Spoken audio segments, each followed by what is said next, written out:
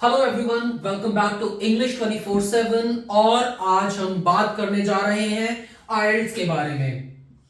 IELTS, international English language testing system.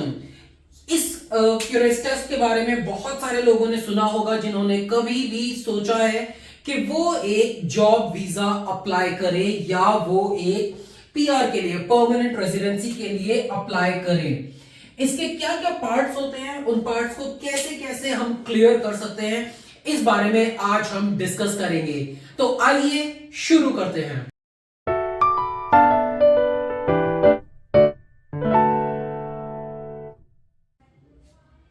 Friends, जो आइल्स का test होता है, आइल्स का टेस्ट के 4 मेजर पार्ट होते हैं और उन चारों मेजर पार्ट्स में क्या क्या सेक्शन होते हैं, उनमें जो एग्जामिनर है, जो टेस्ट है, वो इस तरह से डिजाइन किया गया है कि वो आपको असेस कर सके कि आपकी इंग्लिश लैंग्वेज की एक्सपर्टीज कितनी है। इसके 4 सेक्शन होते हैं। सबसे पहले इसका सेक्शन होता है लिसनिंग। लिसनिंग में आपको 30 मिनट के लिए एक ऑडियो क्लिप, एक वीडियो क्लिप सुनाई जाती है, जिसमें कि आप उसको सुन के इसके बेसिस पर जो क्वेश्चंस होते हैं वो आपको आंसर करने होते हैं। इसके बाद में आपकी रीडिंग स्किल्स, और ये आपकी 60 मिनट्स का सेक्शन होता है, ये आपका 30 मिनट्स का सेक्शन होता है।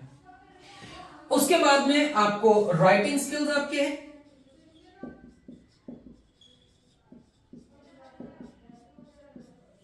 जो कि आपका अगेन 60 मिनट का सेशन होता है। सबसे इंपॉर्टेंट, और जहां पर के हिंदी स्पीकर्स को या नॉन नेटिव इंग्लिश स्पीकर्स को जो प्रॉब्लम आती है वो है स्पीकिंग सेक्शन।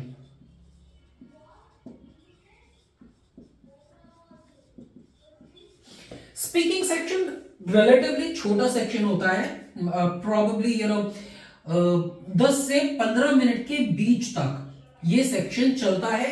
ये मतलब 10 मिनट से कम भी नहीं होता यूजुअली, और 15 मिनट से ऊपर भी नहीं जाता। लेकिन सबसे इंपॉर्टेंट सेक्शन यही होता है, क्योंकि दोस्तों ये बात हम समझ सकते हैं कि अगर कोई आईएलटीएस के लिए, कोई अगर जॉब वीजा के लिए अप्लाई कर रहा है to settle in an English speaking country, उन लोगों ने इंग्लिश में अपने आप को, इंग्लिश प्रोफिशिएंसी को इंप्रूव किया होगा और वो इंग्लिश समझने में, सुनने में, पढ़ने में और लिखने में केपेबल होंगे।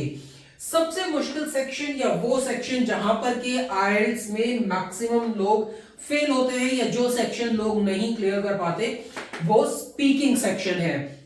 अगेन यहां पर आपकी बात स्किल की नहीं है, क्योंकि आप अगर ये 3 सेक्शन क्लियर कर रहे हैं, इसका मतलब इंग्लिश एक्सपर्टीज, इंग्लिश प्रोफिशिएंसी आपके पास में है, क्योंकि आप समझ पा रहे हैं, आप लिख पा रहे हैं, आप सुन पा रहे हैं, सुनकर समझ पा रहे हैं, आप पढ़ पा रहे हैं। लेकिन स्पीकिंग सेक्शन में क्योंकि वो चीजें बोलनी भी होती हैं, और जहां पर के हम लोगों का कॉन्फिडेंस जवाब दे जाता है, काफी लोगों का कॉन्फिडेंस जवाब दे जाता है, वो हेजिटेंट होते हैं, वो झिझकते हैं, उसी वजह से वहां पर वो लोग वो नहीं बोल पाते। दोस्तों, मैं ये कभी नहीं कहूंगा कि आपको ये सारी, अगर आपको इंग्लिश स्पीकिंग के जो सेक्शन है, हमारे जो स्पीकिंग सेक्शन है, उसमें यूजुअली इंट्रोडक्शन कर देना होता है अपना, और 1-2 सब्जेक्ट्स हो सकते हैं जिन पर आपको बोलने के लिए बोला जाए, जिस पर कि आप फिर बोल सकते हैं। यूजुअली ये जो सब्जेक्ट्स होते हैं करंट अफेयर से रिलेटेड होते हैं। एक और चीज, वहां पर जो असेसर है वो आपकी उस पर्टिकुलर सब्जेक्ट से रिलेटेड जो नॉलेज है उसको गेज करने के लिए नहीं बैठे हैं। उन लोगों का जो मेन एम है वो आपके कम्युनिकेशन स्किल्स को गेज करने के लिए है।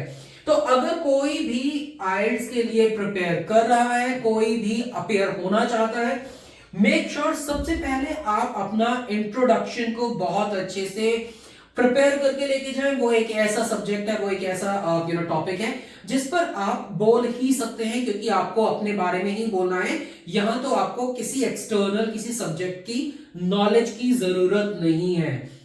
अगेन आई वुड से, क्योंकि आप ये जो पूरा का पूरा ये सेक्शन है, ये सिर्फ 10 से 15 मिनट का है, तो जितना ज्यादा आप अच्छे से अपने इंट्रोडक्शन को स्ट्रेच कर पाएंगे, उसका मतलब ये होगा कि जो नेक्स्ट सब्जेक्ट या नेक्स्ट टॉपिक आपको दिया जाएगा उसके लिए टाइम कम होगा, तो आपको कम बोलना पड़ेगा। आई एम नॉट सेइंग कि आपको सब्जेक्ट के बारे में बोलना ही नहीं है या आप पूरे 15 मिनट सिर्फ अपना इंट्रोडक्शन देते रहे, लेकिन वो आपका एक फाउंडेशन होगा जहां आप अपने बारे में अगर बता रहे हैं, आपने आपको इंट्रोड्यूस किया, आपने अपना नाम बताया, आपने अपनी जो एजुकेशन है वो बताई, अगर आपके पास में एक एक्सपर्टीज है किसी, अगर आप एक प्रोफेशनल है किसी चीज के से, अगर आप एक मेडिकल प्रोफेशनल है, पैरामेडिक हैं, अगर आप इंजीनियर हैं, अगर आप कोई टेक्नीशियन है, वो जो आपके पास में एजुकेशन है